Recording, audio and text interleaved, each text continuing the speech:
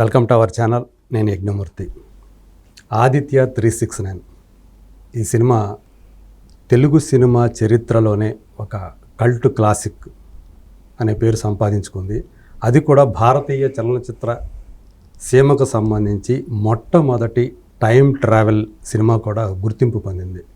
Nandamuri Balakrishna కథానాయకుడుగా, legendary director సంగీతం శ్రీనివాసరావు గారి నిర్దేశకత్వంలో Sridevi movies పతాకంపై శివలంక కృష్ణప్రసాద్ గారు నిర్మించినటువంటి ఈ సినిమా 1991 జూలైలో విడుదలైనప్పుడు అందరూ కూడా ఒక రకంగా చెప్పాలంటే ఆశ్చర్యానికి గురయ్యారు.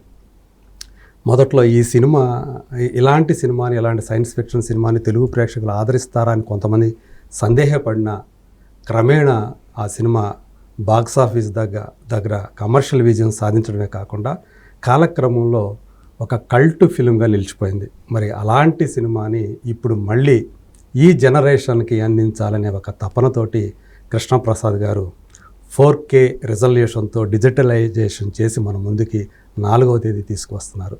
సో ఈ ప్రక్రియలో ఈ సినిమా అనుభవాల గురించి ఆయన అడిగి మరోసారి తెలుసుకుందాం.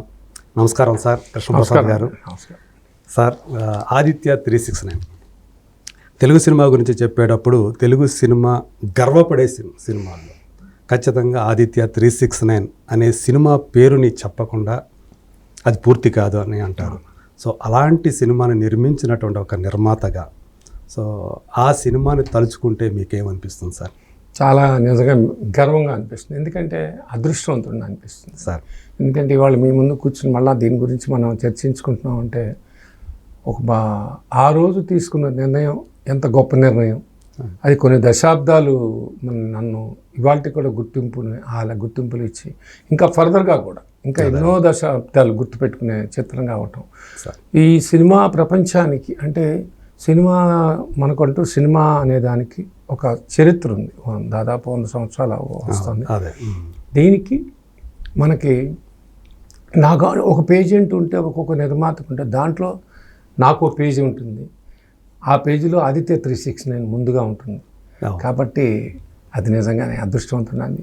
దీనికి కారణభూతులైన అంటే ఈ సినిమా నిర్మించడానికి ప్రేరణ కర్త కర్మ క్రియ ముందు ఎస్వి బాలసుబ్రహ్మణ్యం గారని చెప్పుకోవాలి. మా అంకుల్. ఎందుకంటే నేను మేనమామ అవుతారు. దగ్గర బంధువు బాగా. మేనమా అంటే సొంత మేనమామేమో చంద్రమోహన్ గారు సాక్షాత్ మేనల్లుండి. ఆయన నాకు దగ్గర సమీప బంధువు అంటారు. అట్లాగే కే విశ్వనాథ్ గారు కూడా సమీప బంధువే నాకు. పోతే ఇప్పుడు మీ ఫ్యామిలీయే శివలంక గారి ప్రసాద్ గారు అమృతాంజనం ఆంధ్రపత్రిక వాళ్ళది మా పూర్వీకులండి. తర్వాత ఇప్పుడు ఫస్ట్ నా బ్యానరు ఇవాళ మా April 1, 1988 మొదటి సినిమా రిలీజ్ అయింది, శ్రీదేవి మూవీ. సాధారణంగా ఎవరు April 1 పెట్టుకోరు ఫూల్ అవుతామేమో అని భయం. అది మా మామయ్య కూడా అన్నాడు, ఏంట్రా ఏమన్నా ఎప్పుడు ఫూల్ అవుతావా అని రాశాడు. కానీ చాలా అద్భుతమైన సక్సెస్ అయింది. అది చిన్నోడు పెద్దోడు చంద్రమోహన్ గారు, రాజేంద్ర ప్రసాద్, ఖుష్బు 12 సెంటర్లు 100 రోజులు ఆడింది. రామేశ్వర గారు కూడా, రేలంగి నరసరావు గారు, జంధ్యాల గారు దానికి డైలాగ్స్, ఎస్వి బాలసుబ్రహ్మణ్యం గారు సంగీతం. ఇలా అయిన తర్వాత బాలు అంకుల్ ఎస్పెషల్లీ చాలా ముచ్చటపడి చాలా మంచి హిట్ సినిమా చేసావయ్యా అని నీవు మంచి పెద్ద సినిమా చేద్దు కానీ నేను హీరోలతో మాట్లాడతాను అంటంతో నాకు కొండంత బలం అనిపించిందండి. అయితే ఆయన మైండ్లో ఎవరున్నారు, నాకెవరున్నారు అనేది బ్లాంక్ ఉన్నాం, కథను బట్టి కదా అని చెప్పి నేను చెప్తాలే అని అన్నారు. ఈ లోపల నువ్వు కూడా వింటుండు అని చెప్పి అని అన్నారు. ఈ ప్రాసెస్లో ఒక 1 month అయిన తర్వాత సడన్గా ఆయన ఒకసారి నాకు ఒక ఫోన్ చేసి అర్జెంటుగా విజయ గార్డెన్స్కి రా, నేను పొద్దున రికార్డింగ్కి రా అని చెప్పి నేను రాత్రి ఫోన్ చేయడంతో వెంటనే మర్నాడు మార్నింగ్ ఆయన్ని కలవటం జరిగింది. కలిసినప్పుడు ఆయన చెప్పింది, రాత్రి వస్తూ ఫ్లైట్లో సంగీతం గారి దగ్గర ఒక లైన్ విన్నానయ్యా, చాలా బాగుంది, ఎగ్జైటింగ్గా ఉంది, ఒక్కసారి వారిని అర్జెంటుగా కలిసిరా నేను చెప్తానని చెప్పని అన్నారు. వెంటనే నేను సంగీతం గారిని కలవటం జరిగింది. అప్పుడు సంగీతం గారు ఇట్లా బాలు గారు చెప్పారండి, అవునండి రాత్రి మీ గురించి మాట్లాడుకున్నాం అని చెప్పారని నా మీద ఇట్లా నా దగ్గర ఒక కాలంలో ప్రయాణించడం దాని మీద ఒక కాన్సెప్ట్ చేసుకున్నాను. అది ఒక రికగ్నిషన్ ఉన్న ఒక చరిత్రకి కాలానికి వెళ్ళేటట్టుగా కృష్ణదేవరాయ పీరియడ్కి అనుకున్నాం.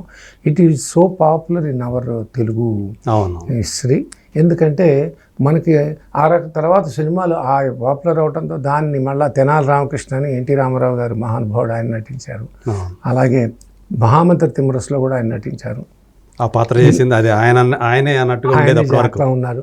ఇలా నటించిన దీనికి ఈ హిస్టరీ బ్యాక్ డ్రాప్కి వెళ్తే ఆ పాపులర్ బ్యాక్ డ్రాప్ దొరుకుతుంది. దానికి నందమూరి బాలకృష్ణ గారు అయితేనే బాగుంటుంది అని చెప్పి ఆయన అనటం జరిగింది. అనటంతో నేను చాలా హ్యాపీ ఫీల్ అయ్యి నేను వారికి ఏమన్నారంటే ఈ టైం ట్రావెలింగ్ గురించి మీకు సైన్స్ దాని మీద అర్థం కావాలంటే ఇవి చూడండి మీకు అర్థం అవుతుందని చెప్పి నాకు బ్యాక్ టు ఫ్యూచర్ 1 and 2 తర్వాత టైమ్ ఆఫ్టర్ టైమ్ అని అదొక ఇది పంపించారు, నాకు మూవీస్ ఇచ్చారు. అప్పుడు మనకి VHSలు అంటారు కదా, వాటిలో VCRలో పెట్టి చూడటం లాంటిది. వెంటనే ఆ రోజు ఒకటి చూశాను, నచ్చింది, ఇదేదో కొత్తగా ఉంది అనిపించింది నాకు. అయితే అంత అవగాహన అప్పటికే నాకు సబ్జెక్టుల మీద కమాండ్లు అంత లేదు నాకు. యంగ్స్టర్ కదా ఒక సినిమా యంగ్స్టర్ 33 years అప్పుడు. అదే సో ఈ వెంటనే నేను బాలుగారిని మళ్ళీ రాత్రి కలిసి అంకుల్ కాన్సెప్ట్ చాలా కొత్తగా ఉంది కానీ ఇదేంటి అసలు కాలంలో ట్రావెలింగ్ ఏంటి, టైం ట్రావెలింగ్ ఏంటి వెనక్కి ఏంటి, ఈ తర్వాత ముందుకంటున్నారు ఫ్యూచర్ అంటున్నారు 2500లోకి అంటే అప్పటికి ఇయర్ అనేది అనుకోలేదు కానీ ఫ్యూచర్ అట్లా అనుకున్నప్పుడు అంటే అన్నారు ఆయన ఒకటే ముక్క చెప్పారు, నేను చాలా ఎగ్జైట్ అయ్యా, నువ్వు ఈ సినిమా చెయ్యి, డెఫినెట్గా నీకు కొన్ని దశాబ్దాల పాటు నువ్వు గుర్తుండిపోతుంది, నీ బ్యానర్ గుర్తుండిపోతుంది. 100% చెప్తాను కృష్ణ. ఇంకోటి తర్వాత నువ్వు ఎన్ని సినిమాలు చేసినా కూడా ఈ సినిమా నెంబర్ 1గా ఉండిపోతుంది, నన్ను నమ్ము అని చెప్పన్నారు. ఆ మహానుభావుడు అలా చెప్పడంతో అంకులు సరే అంకుల్ అన్నాను. మనాడు మార్నింగ్ వెళ్ళి ఆయన హ్యాపీ చెప్పటం, సరే అయితే మీరు మిగతా వ్యవహారాలు చూడండి, బాలుగారితో చెప్పండి, ఇట్లా బాలకృష్ణ గారిని కలిసి ఏర్పాటు చేయండి అని అన్నారు. వెంటనే బాలుగారు దేవర ప్రసాద్ గారని వారిని కలిసి అది ఫోన్ చేసి చెప్పి కే దేవర ప్రసాద్ గారు ఆయన ఇదిలో ఉండేవారు. బాలుగారు దేవర ప్రసాద్ గారు ఆయన డేట్లు వ్యవహారాలు అన్నీ చూస్తుండేవారు. అంటే ఆయన చిరంజీవిగా పెద్ద నిర్మాత అప్పటికే రామారావు గారితో నటించాడు కాబట్టి రామారావు గారు కొంచెం ఆయనకి అప్పచెప్పటం లాంటిది జరిగింది ఆ బిగినింగ్ డేస్ అన్నీ. అందుకని అప్పుడు వెంటనే ఆయన పర్సనల్ వ్యవహారాలు చూడటానికి ఆయన పెట్టారు అప్పుడు.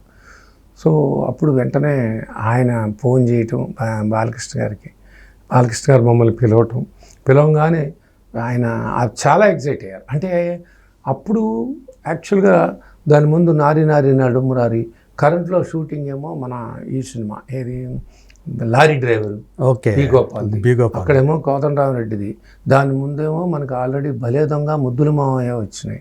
అంటే ఒక కమర్షియల్ జానర్లో పెద్ద సూపర్ హిట్లు జరుగుతున్న ఒక కమర్షియల్ హీరోకి ఇటువంటి కాన్సెప్ట్, ముఖ్యంగా ఈ క్లాసిక్ ఇదో క్లాస్ అన్నిట్లో సంగీతం గారేమి కమర్షియల్ డైరెక్టర్ గారు కాదు, ఆయన అంతక్రితం పుష్పక్కు, అమావాస్య చంద్రుడు, విచిత్ర సహోదరులు, అంటే అది కూడా కమర్షియలే కానీ దానిలో కూడా ఒక ఎక్స్పెరిమెంట్, ప్రతిదీ ఒక ఎక్స్పెరిమెంట్ చేస్తాడు ఆయన రెగ్యులర్ ఫార్మాట్లో. అలాంటి దాంట్లో ఇది ఒక ఎక్స్పెరిమెంటల్ ఫిల్మే. అలాంటి డైరెక్టర్ నేను మళ్ళీ ఎంతవరకు వెళ్ళొచ్చు. ఇప్పుడు నాకు ఒక పక్కన కోటరామకృష్ణలో, పక్కనేమో కోదండరామరెడ్డి గారు, బి గోపాల్ కొత్తగా వచ్చాయి. ఫస్ట్ సినిమానే లారీ డ్రైవర్, అంత క్రితం చేశారు కానీ 1-2 సినిమాలు ఈయనతో చేయటం ఫస్ట్ సినిమా అదే వచ్చిందన్నమాట. ఇలాంటి సినిమాలు ఇంతమంది చేస్తున్న టైంలో ఇప్పుడు ఇదేంటి నేను కొత్త క్లాసిక్కి వెళ్ళిపోతున్నానే అనే అనుమానం కూడా లేకపోకుండా ఎగ్జైట్ అయ్యి చేస్తున్నాను, ఇది నాకు కొత్తగా ఉంటుంది. శ్రీకృష్ణదేవరాయలు నాన్నగారు ఇన్స్పిరేషన్ ఉంటుంది, నాన్నగారు చేసిన స్పెషల్ క్యారెక్టర్ చేయాలనేది ఇది వాళ్ళకి కూడా ఉంది ఆయనకి. అది ఉన్నది ఆర్టిస్ట్గా అన్నిట్లోనూ ప్రూవ్ చేయాలనేది. లేకపోతే భైరవ దీపంలో కురిపి లాంటి క్యారెక్టర్ ఎవరు చేయరు. గూని వేసుకుని అంతసేపు ఒక 20 minutes of that play episode ఎవరు డేర్ చేయరండి. Hats off to him. అలాంటి దీన్ని అతను వెంటనే యాక్సెప్ట్ చేయటం అక్కడికి నాంది అండి. ఈ చిత్రం అనేది బయటికి రావడానికి ఏం చేసినా మనం ఎన్ని కథలు అనుకున్నా గొప్పగా అనుకున్నా అది హీరో చేస్తేనే అది సినిమాగా అవుతుంది, అది పబ్లిక్లోకి వస్తుందండి. అందులోనే అంత మార్కెట్లో ఉన్నప్పుడు ఒక కొత్త ప్రొడ్యూసర్ సరే చెప్పింది బాలసుబ్రహ్మణ్యం గారే, కానీ ప్రొడ్యూసర్ కొత్తడే ఇంత పెద్ద ఇది చేయగలదా ఆలోచన అని అనుమానం కూడా లేకుండా వెంటనే ఓకే చేయటం. అట్లా వెంటనే మేము అక్కడి నుంచి ఇళయరాజా అని, జంజాల్ గారి డైలాగ్స్ అని, పేకేటి రంగ గారు కళా దర్శకుడు. అతనికి ఇంగితం గారికి చాలా సినిమాల అనుభవం కన్నడలో కూడా చేసిన ఉన్నాయి. రాజ్ కుమార్ గారి సినిమాలు, ఈ పౌరాణికాల కారణం ఆయన చేసిన వాటిలో ఈవిడ చేసిన సినిమాలు, ఈ అనుభవాలు ఉండటంతో బార్ని వెళ్ళటం, స్కెచ్లు వేయటం, వీటిలో ఎక్కువ కృష్ణదేవరాయకు వచ్చేటప్పటికి స్వయంగా బాలకృష్ణ గారి చాలా రిఫరెన్సులు తీయటం, నాన్నగారివి తీయటం, అక్కడి నుంచి ఆ కిరీటాలు, ఈ కిరీటాలు, ఆ డ్రెస్సులు, ఆ ప్యాటర్న్స్, ఆ చెప్పులు కానీ ఆ మొత్తం ఆ నడక, ఇవన్నీ చేస్తూ ఎప్పటికప్పుడు డైరెక్టర్ గారికి ఫీడ్ చేస్తూ ఈ కిరీటం ఆయన అంత కేర్ తీసుకున్నారు. ఆయన తీసుకున్న శ్రమ ఈ సినిమా మీద నిజంగా ఎంత అందంగా కనపడతాడు, ఎంత అందంగా ఉంటాడు. ఇలా మేకప్లు కానించి జాగ్రత్త, ఇది ఓకేనా, ఇంకా ఏదైనా చేయాలా, ఇంకేమైనా చేయాలంటే ఒకటికొకటి కెమెరామెన్ విఎస్ఆర్ స్వామి గారు ఆ పీరియడ్ వర్క్ చేశారు. బిగినింగ్లో పిసి శ్రీరామ్ చేయటం, తర్వాత అతనికి ఏదో కొంత ఒంటో బాగుండకపోవటం వలన పీరియడ్ వర్క్ స్వామి గారితో చేయిద్దామని చెప్పి ఆయన వారికి ఫోన్ చేసి అడగటం. ఆ తర్వాత శ్రీకృష్ణదేవరాయలకు సంబంధించి మొత్తం ఆయనే చేశారు, బ్యాక్ మొత్తం ఆయనే చేశారు. ఫ్యూచర్కి వెళ్ళేటప్పటికి ఏమైందంటే మళ్ళీ ఫ్యూచర్కి వెళ్ళేటప్పటికి స్వామి గారు బాగా 2 సినిమాలలో ఉన్నారు. సో అప్పుడు టైంలో డైరెక్టర్ గారి సజెషన్తో మనకి కబీర్ లాల్ రావటం, ఇంకా మనకి అంటే ఒక ముగ్గురు గొప్ప కెమెరామెన్లు, పిసి శ్రీరామ్, స్వామి, కబీర్ లాల్, ముగ్గురే దానికి చేయటం అనేది అది ఒక విచిత్రం, కాకతాళీయం. సాధారణంగా ఆ స్థాయి సినిమాటోగ్రాఫర్ కాస్త యుగో ఉంటది, ఇంత అట్లాంటిది ముగ్గురు టాప్ సినిమాటోగ్రాఫర్లు ఒక సినిమా కలిసి పని చేయడం, అట్లా చేయటం అక్కడి నుంచి మొదలైంది. దాదాపు మేము 11 నెలల షూటింగ్ పోర్షన్స్ అయినాయి. ఎందుకంటే దీంట్లో రాయల్ వారి ఎపిసోడే మాకు ఎపిసోడ్స్ చాలా పెద్ద పెద్ద సెట్లు, Annapurna first floor, second floor, third floor, fourth floor వరకు మనకి అన్ని రకరకాలుగా వేసుకుంటూ క్యాప్చర్ చేసేసాం, అట్లా చేసుకుంటుండేవాళ్ళు. అందరికీ ఆశ్చర్యంగా ఉండేది, ఏంటి బ్యాక్ టు ఫ్యూచర్ అంటున్నారు, పక్కన బ్యాక్ అంటున్నారు, టైం మెషిన్ అంటున్నారు, ఇదంతా ఏంటి, ఈ కృష్ణదేవరాయ పీరియడ్ ఏంటని ప్రతి హీరో వచ్చి చూసి వెళ్ళటం, ప్రతి టెక్నీషియన్ ఆ క్యూరియాసిటీ జనరేట్ అయింది. చాలా మంది గెస్టులు మాకు తండాలుగా అంటారే, అలా వచ్చి ఆ సెటిల్ చూడటం, అది చాలా హ్యాపీగా జరిగిందండి, పండగలాగా జరిగింది.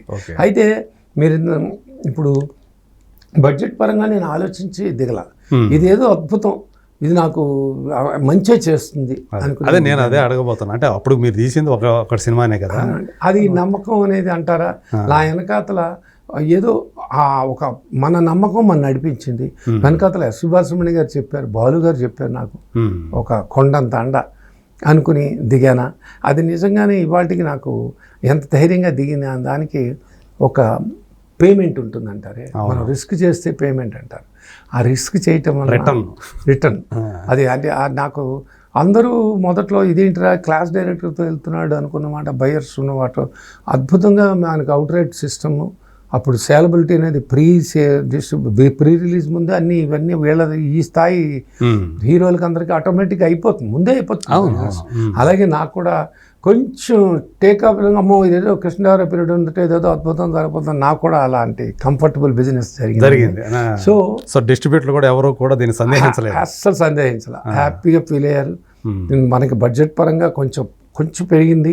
ఆ పెరగటం జరిగింది అంటే ఎక్కడికక్కడ వాళ్ళు బుక్లో రాసుకుని వేస్టేజ్ లేకుండా చేసిన ఇది, ఆ సిస్టమ్ అంతా అప్పట్లో ఇంకా ఎక్కువ ఉండేది. అంటే ఆ టైంలో బాలకృష్ణ గారికి మార్కెట్ కూడా బాగానే ఉండటం బాగుంది, అప్పుడే హీరోగా ఆయన మంచి కమర్షియల్ గా మంచి, పైగా మన ముందు లారీ డ్రైవర్ అప్పటికి రిలీజ్ అయిపోయింది, అద్భుతమైన సక్సెస్ అది. ఆ సక్సెస్ తో మనకి అన్ని రకాలుగా దాని 100 days ఫంక్షన్ కూడా చేశాను నేను. విజయశాంతి గారు దానికి వచ్చారు, ఆవిడ. ఇలా అద్భుతంగా జరిగిందండి. అలాగే దీనికి యాడ్స్ కూడా చిరంజీవి గారు యాడ్ ఇచ్చారు. మీకు అందరికి దూరదర్శన్ ఉంది అప్పుడు, 10 second యాడ్ ఇచ్చేవాడు. ఆ 10 second యాడ్లో ఆయన కూడా మాకు బాలు అంకుల్ చెప్పగానే వెళ్ళి కలిశాను వారిని. ఆయన వెంటనే సందేహించకుండా, ఇదేంటి ఒక పక్కన నువ్వా నేనా అని వాళ్ళిద్దరి మధ్య ఉన్న కాంపిటీషన్లో కూడా ఆయన లేదు ఒక మంచి సినిమా, చాలా బాగా మంచి సినిమాకి అందరం సపోర్ట్ చేయాలన్నట్టుగా ఆ 3rd week 4th week తర్వాత ఆయన యాడ్ కూడా మేము పంపిస్తాం. ఇది it carries to 100 days. So ఇది అందరూ ఇష్టపడిన సినిమా, ఆ రోజుల్లో చాలామంది మాట్లాడుకున్న సినిమా, ఇవాళకి మాట్లాడుకుంటున్న సినిమా. ఇటువంటి అద్భుతమైన సినిమా ఒక 4-5 ఏళ్లుగా ఈ రిలీజ్ అనే కల్చర్ వచ్చిన తర్వాత నేను వెతుకుతూ ఉన్నాను, ఏ ప్రింట్ దొరుకుతున్నామో ఒక ప్రింట్. ఎందుకంటే నెగిటివ్ పోయింది, నెగిటివ్ అందరికీ ఆల్మోస్ట్ ఇవాళ నెగిటివ్లు ఎవరు దాచుకోకపోవటం వల్ల అవన్నీ. సో మీరు కూడా దాచుకోలేకపోయాను, తెలియలే. ఓకే. అంటే ఎవరు కూడా ఈ డిజిటలైజేషన్ గురించి ఎవరు కూడా అనుభవించరా. ఇప్పుడు ఏమైందంటే ఆ ప్రింట్లు పాజిటివ్లో ఏమైనా దొరుకుతాయని ఎక్కడ పడితే అక్కడ చాలా ఎంక్వైరీ చేసి ఇక్కడ ఏ ల్యాబ్లో చేయించారు? ప్రసాద్లోనే. ఎక్కడ? మద్రాసులో. ఒరిజినల్ ప్రసాద్ ఉండేది. ఆ ప్రసాద్లోని మళ్ళీ ఈ పాజిటివ్ ఒక ప్రింట్ దొరికింది ఒకసారి 8 నెలల క్రితం. ఆ ప్రింట్ దొరకంగానే అది తెప్పించుకుని నేను వెంటనే వాళ్ళకి పంపించి బాగుందా అంటే బాగుంది అన్న తర్వాత అప్పుడు దాని మీద మొదలుపెట్టాం. దాదాపు 7-8 నెలలు కృషి చేసి వాళ్ళు ఒక అద్భుతమైన ప్రింట్ నాకు ఇచ్చారు. అప్పుడు నేను రెడీ అయింది అని తర్వాత అప్పుడు బాలకృష్ణ గారికి అప్పుడు చెప్పా, బాబు ఇట్లా డిజిటలైజ్ చేశాను, ఒకసారి మనం చూద్దాం, మనం very quality of the film అది ఇంపార్టెంట్. అవును, ఎందుకంటే ఒక సినిమా గురించి మాట్లాడుకుంటున్నప్పుడు రేపు పొద్దున్న డెలివరీ చేయటం అది చాలా మంచి ప్రోడక్ట్ అయితేనే డెలివరీ. క్వాలిటీ కనుక లేకపోతే మనం బయట అనౌన్స్ చేద్దామంటే ఇద్దరం కలిపి చూడటం జరిగింది. ఆ చూడటంతో చాలా అత్యద్భుతంగా ఫీల్ అయ్యారు, నేను అలాగే ఫీల్ అయ్యాను.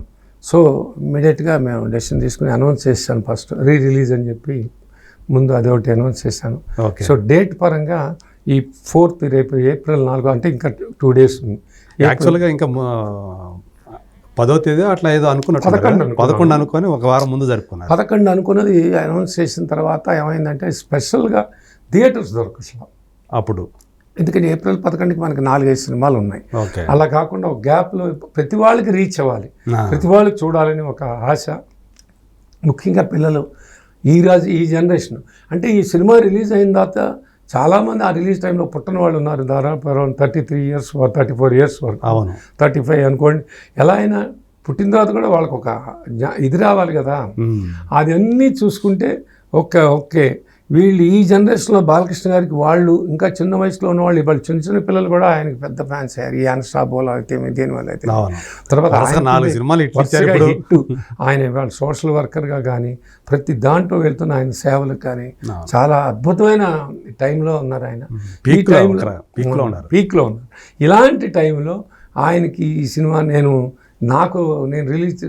రిలీజ్ చేసే ఒక అదృష్టం నాది. సో నేను నాకేంటంటేనండి ఇది ఆల్మోస్ట్ వైడన్గా రిలీజ్ చేస్తున్నాం. అందుకే మనం 4th Aprilకి వచ్చిందండి. అన్ని ఏరియాలు కవర్ చేస్తున్నాం, ప్రతి సెంటర్ కవర్ చేస్తున్నాం. ఆల్మోస్ట్ లైక్ ఇప్పుడు గుంటూరు 12 సెంటర్లు పడుతుంది, వెస్ట్ 8 థియేటర్లు పడుతుంది, 8 సెంటర్లు. అట్లాగే ఈస్ట్ ఒక 10, 16, 14 చెప్పారు. అట్లా ఓవర్సీస్ మనకు అప్పట్లో ఓవర్సీస్ కల్చర్ లేదు 40 ఏళ్ళకి. మీరు చేసినప్పుడు లేదు. ఇప్పుడు అది కూడా మొదలైంది. So overseas US, UK, Canada, Australia అన్నీ రిలీజ్ చేస్తాం. అంటే they can watch in theatres. Print చూడగలుగుతాం. వాళ్ళ పిల్లల్ని తీసుకెళ్ళాలి, పిల్లలు చూడాలి. ఆ రోజుల్లో బాలకృష్ణ గారు ఎలా ఉన్నాడు, ఎంత అందంగా ఉన్నారు, ఆ పెర్ఫార్మెన్స్ ఏంటి, ముఖ్యంగా ఆ టైం మిషన్ కాన్సెప్ట్, ఏ గ్రాఫిక్స్ ఏ టెక్నాలజీ లేని రోజుల్లో ఎలా చేశారు ఇది, ఇవన్నీ వాళ్ళకు ఒక థ్రిల్లింగ్గా ఉంటుంది. దానికి అత్యద్భుతమైన అన్ని రకాలైన ఆయన అంత గొప్పగా తీశారు.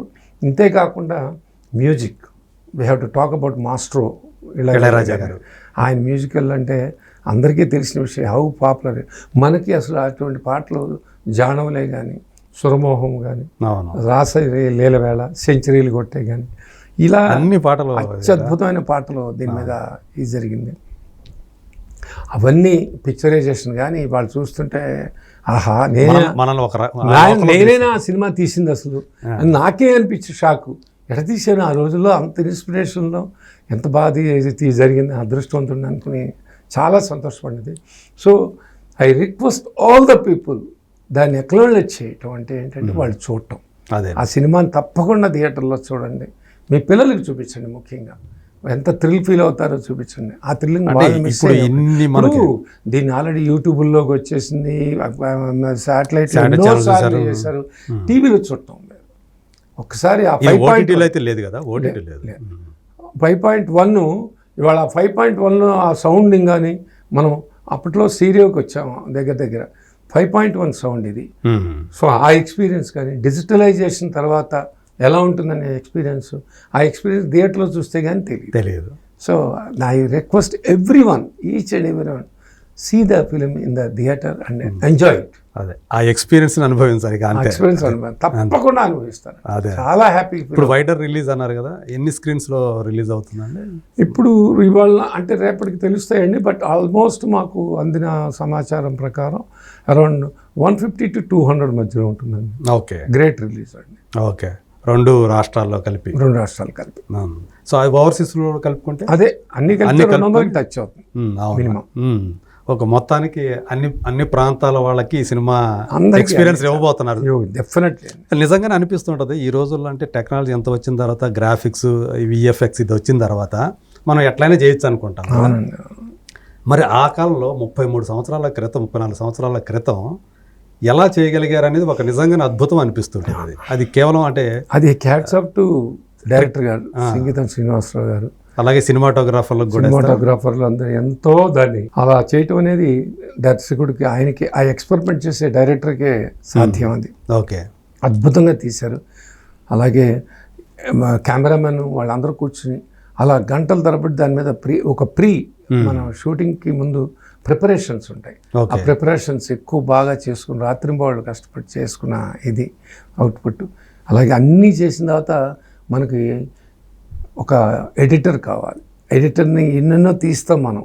అన్నిట్లో ఏది బాగుందని తీసి, ఆ రోజుల్లో మనకి మూవీ ఆల మీద ఉండేది, కట్ చేసి డబుల్ పాజిటివ్ కట్ చేసుకుంటూ చూడటం, ఆ మూవీ ఆలలో తిప్పటం, ఇదంతా ఉండేది. రాత్రింబవళ్ళు చేసేవాళ్ళు.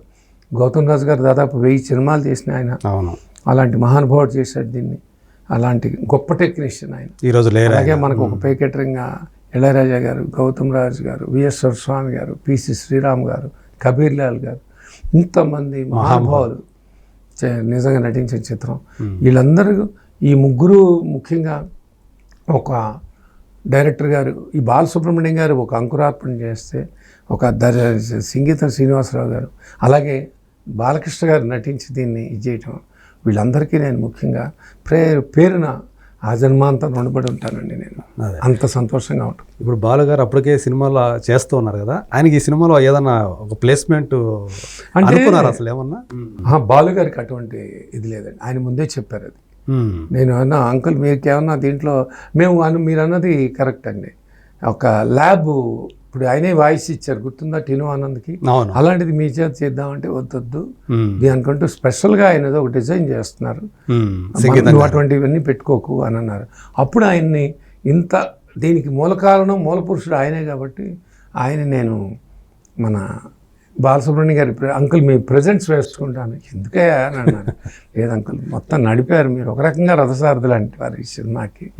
సో నన్ను నేను గౌరవించుకోవడం లాంటిది అన్నానంటే, సరే నీ ఇష్టం అన్నారు. అంటే గౌరవ పురస్కారంగా మీరు ఆయన పేరు వేసుకున్నారు. తర్వాత బాలంకుల్కి నేను శుభ సంకల్పం, భామన సత్యభామనే కానీ ఆయన సినిమాలన్నీ చేశాను. అలాగే చరణ్కి బోర్డన్ సినిమాలు కలిపి చేసుకున్నాం.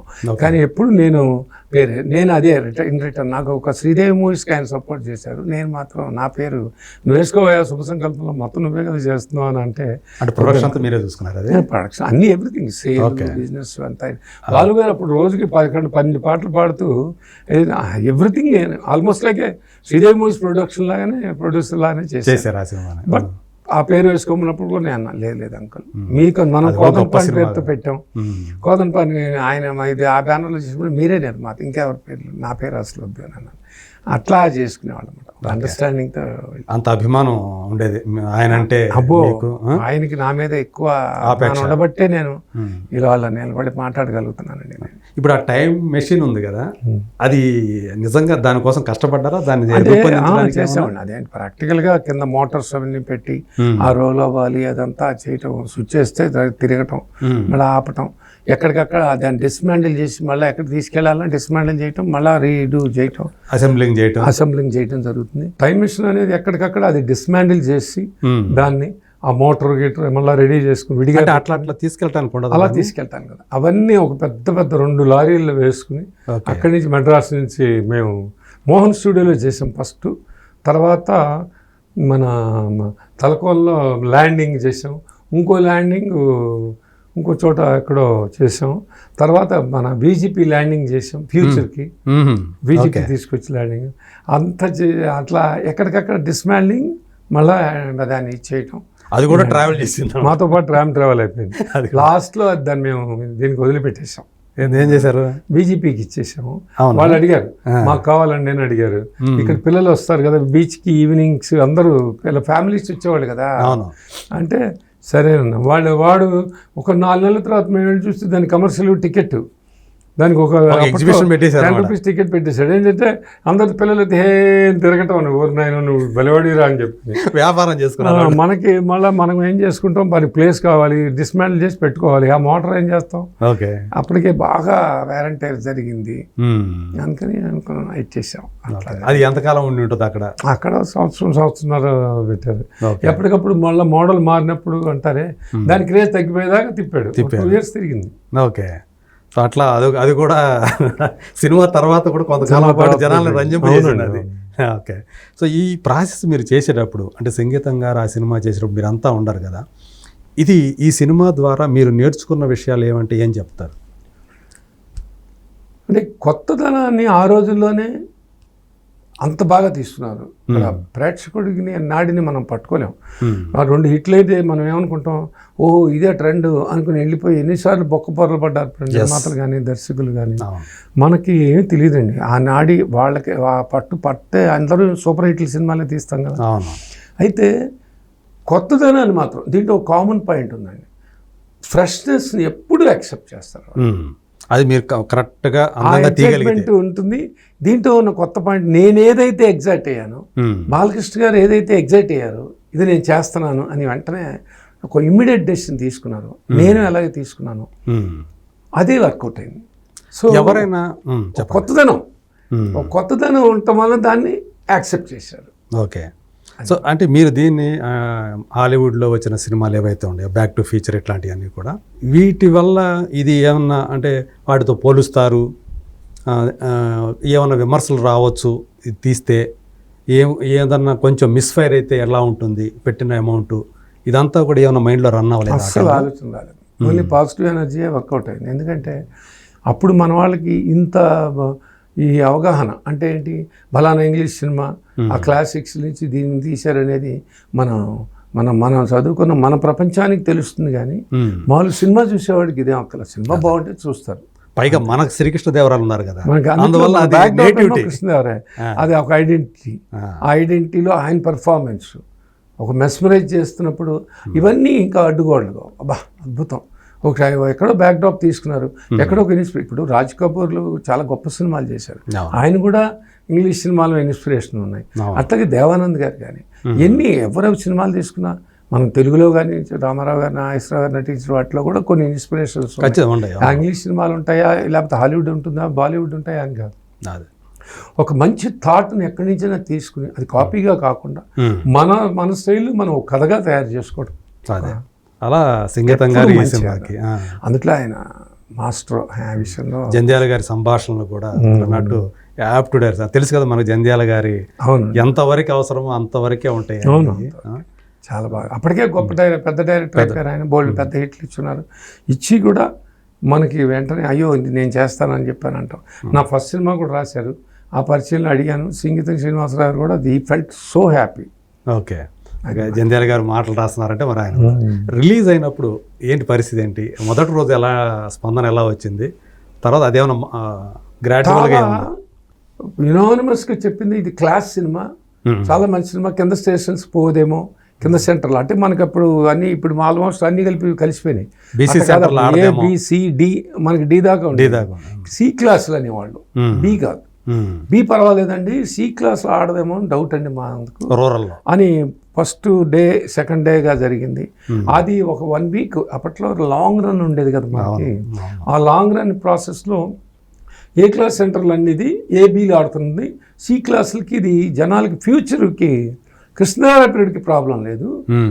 వేరాస్ కింద స్టేషన్స్కి ఫ్యూచర్ కాబట్టి అది ఫ్యూచర్ ఏంటి అని అడుగుతున్నారండి కొంతమంది అని అన్నారు. అప్పుడు అడ్వాన్స్ సినిమా, ఇప్పుడు కరెంట్ సినిమా అయింది. 35 ఏళ్ల తర్వాత ఇవాళ జనానికి అందరికీ మాకు తెలుసు ఫ్యూచర్కి వెళ్ళటం, టైం వేస్ట్, ట్రావెల్ అవ్వటం అనేది కొన్ని దాని మీద ఒక అవగాహన వచ్చేసింది టెక్నాలజీ పెరగటం వల్ల. సో ఆ రోజుల్లో తీసిన అడ్వాన్స్ సినిమా మళ్ళా నేను రిలీజ్ చేయడానికి కూడా కారణం ఏంటంటే ఇప్పుడు current this is the right time to release. అవును. సో ఇప్పుడున్న టెక్నాలజీకి అసలు నిజంగానే ఇప్పుడు కూడా ఆ 34 సంవత్సరాల ఏ క్రితమే టెక్నాలజీ లేనప్పుడు ఇట్లా తీసాము చూడండి, ఆ కాన్సెప్ట్ని అంత అడ్వాన్స్డ్ థాట్ని ఇవాళ చూపిస్తున్నాం అని చెప్తాం. ఆ సెకండ్ హాఫ్ అంత థ్రిల్ ఫీల్ అవుతారు. మరి మనకి రాయల వారి సినిమా కాంబినేషన్ నుంచి అక్కడి నుంచి ఫ్యూచర్కి వెళ్తాం, ఫ్యూచర్లో ఏం జరిగిందంటాం, అక్కడి నుంచి క్లైమాక్స్ లీడ్కి వెళ్తాం అనేది ఒక వండర్ఫుల్ ఎక్స్పీరియన్స్. అద్భుతమైన ఎక్స్పీరియన్స్. సాధారణ ఇప్పుడు రిలీజ్ అవుతూ ఉంటే హీరోలు ఎవరు దాన్ని ప్రమోట్ చేస్తున్నట్టు కనిపిస్తుంది. అట్లాంటిది బాలయ్య గారు వచ్చి ఆయన అంతటా ఆయనే అన్నారండి.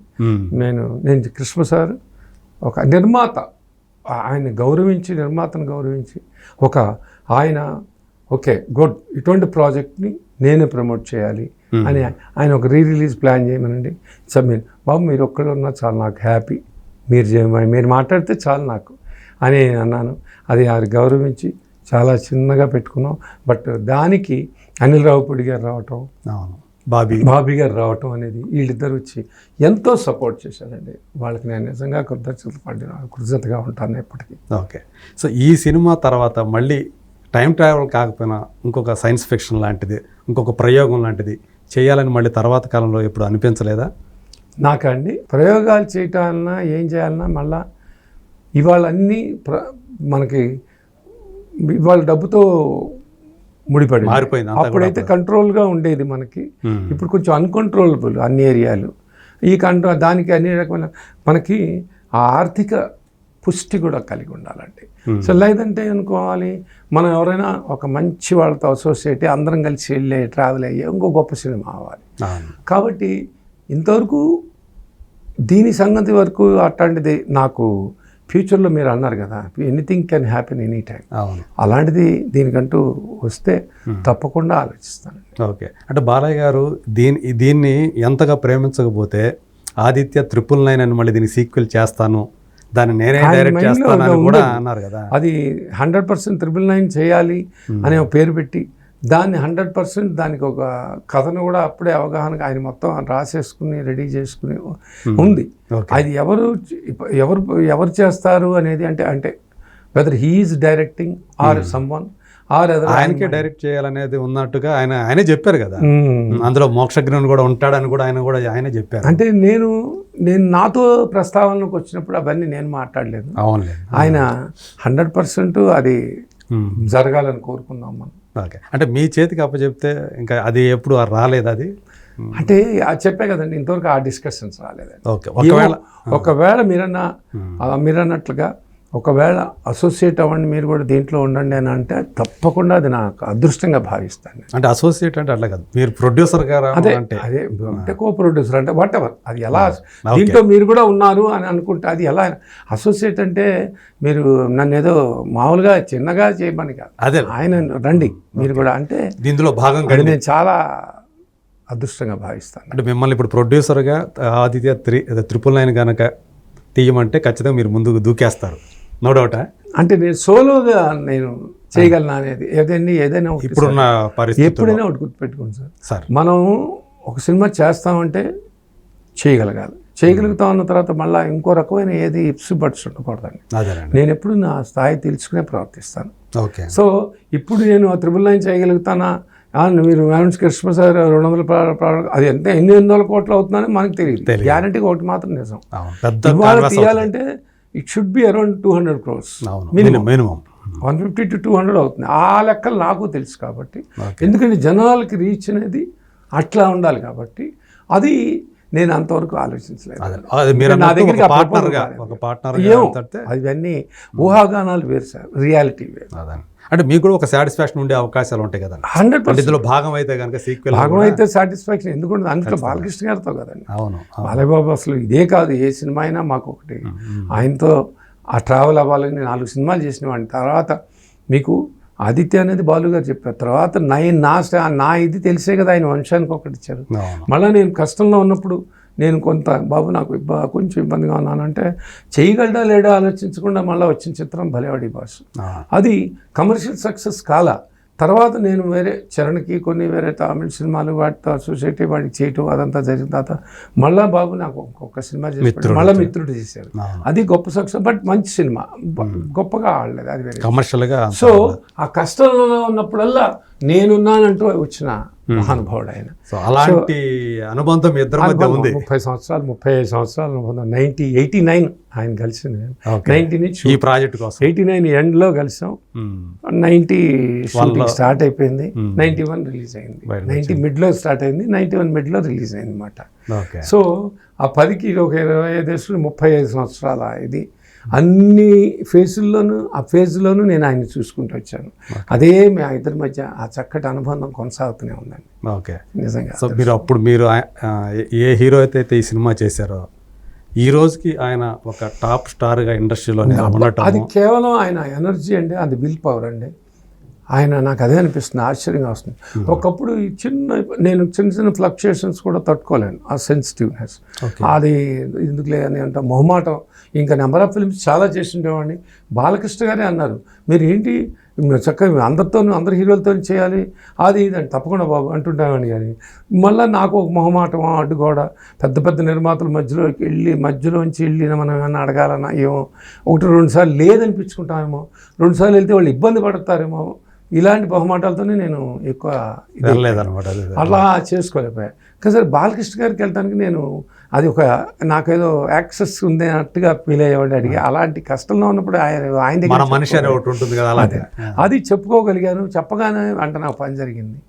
సో ఆ రకంగా నేను అలాంటి సినిమాలన్నీ చేయటం, ఆయనతో ట్రావెలింగ్ జరగడం జరిగింది. మొత్తాన్ని శ్రీదేవి మూవీస్ అనే ఒక బ్యానర్ తెలుగు సినిమాల్లో ఒక స్థానం సంపాదించుకుంది. అదే మీకు అంటూ ఒక పేజీ. మళ్ళీ నాకు ఒక సెకండ్ ఇన్నింగ్స్ లాగా వెళ్ళినప్పుడు మీకు జెంటిల్మెన్ సినిమా వచ్చింది, చేసుకున్నాను. తర్వాత సమ్మోహనం, ఫాలోడ్ బై యశోద, సక్సెస్ఫుల్గా 3 చిత్రాలు బాగా చేశాను. ఇప్పుడు మళ్ళా సారంగపాణి జాతకం అని రేపు April 18 అది ఈ నెలే రిలీజ్ అవుతుంది. ఈ టైంలో నాకు ఇది కాకతాళీయం అంటారో ఏమంటారో, భగవంతుడి అది ఆయన రూట్ చేసి ఇచ్చారు. ఇది కరెక్ట్గా మనకి కాపీ రావటం 1 month బ్యాక్, ఇది మేము చూసి ఎగ్జైట్ అవటం, డేట్ పట్టడం, ఇది ఈ నెలలోనే జరగటం, ఈ రిలీజు నాకు ఒక చక్కటి పూర్వవైభవాన్ని ఇస్తుంది. ఆ సినిమా కూడా చాలా మంచి సినిమా, అది కామెడీ. దాని గురించి మళ్ళీ మనం మాట్లాడుకుందాము.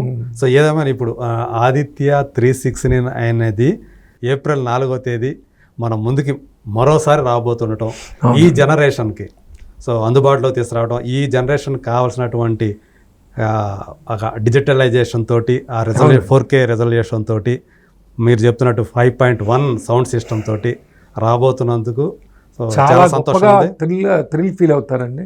ట్రైలర్ చూస్తుంటారు కదా. అవును, అది ఆయన అంత అందంగా ఉన్నాడు, ఎంత ఎనర్జెటిక్ గా ఉన్నాడు. ఇవాళకి ఆయన ఎనర్జెటిక్ స్టారే. కానీ అది చూడాలండి, ఆ వైభవం చూడాలి. ఆ వైభవం చూడాలంటే ఆ సినిమాని థియేటర్లో చూడాలి. Okay sir, thank you so much sir.